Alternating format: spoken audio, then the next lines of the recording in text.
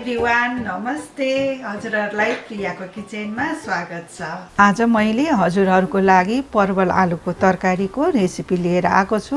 अब बनाउन सुरु गरौँ है।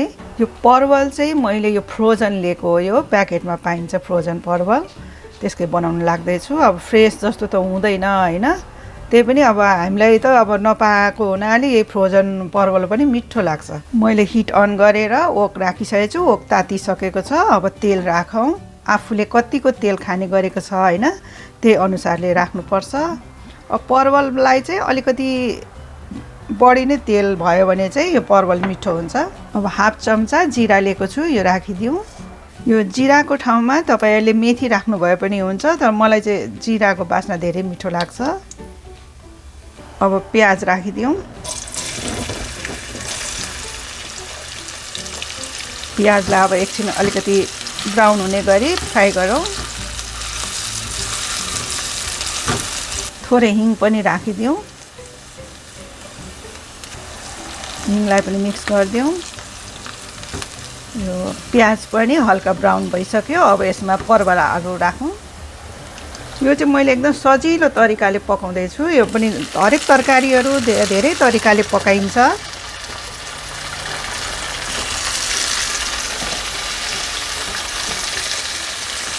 अब तरकारीलाई चलाउँ।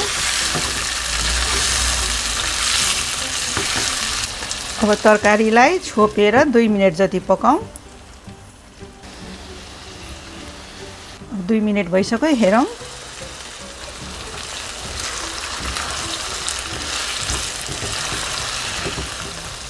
अब बेसार आधी चम्चा राखिदिउँ। नुन पनि आफ्नो स्वाद अनुसार राख्नु।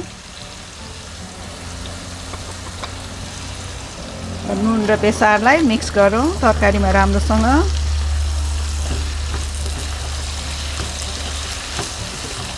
अब फेरि तरकारीलाई 2 मिनेट जति छोपेर पकाउँ।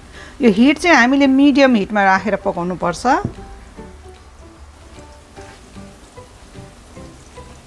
अब तरकारी कस्तो भयो हेरौँ फेरि।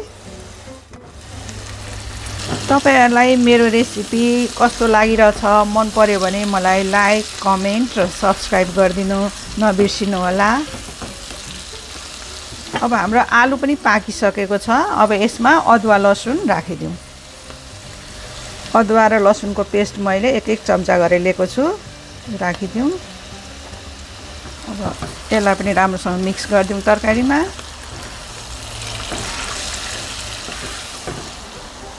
यो करी मसाला लिएको छु मैले, यो 1 चम्चा राखिदिउँ। अब रेड चिल्ली पाउडर राखिदिउँ। पिरो मनपर्छ भने तपाईहरुले हट चिल्ली पाउडर पनि राख्न सक्नुहुन्छ। म चाहिँ प्राय रेड चिल्ली नै राख्छु। अब यो मसलालाई मिक्स गरौँ तरकारीमा।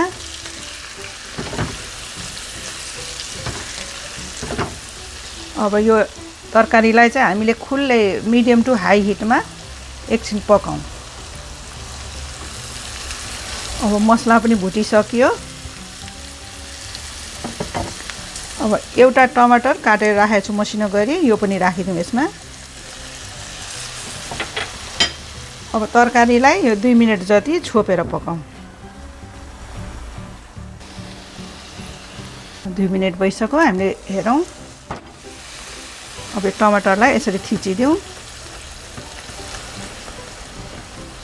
अब मिक्स गरिदिउँ टमाटरलाई। अब तरकारीलाई खुल्लै राखेर फ्राई गरौँ।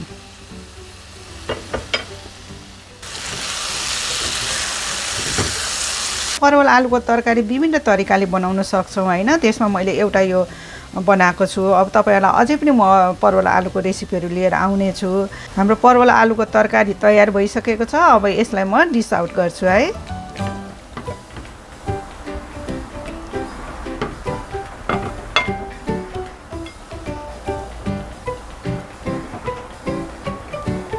तपाईहरुलाई मेरो यो रेसिपी मन पर्यो भने मलाई सब्स्क्राइब गर्न नबिर्सिनु होला।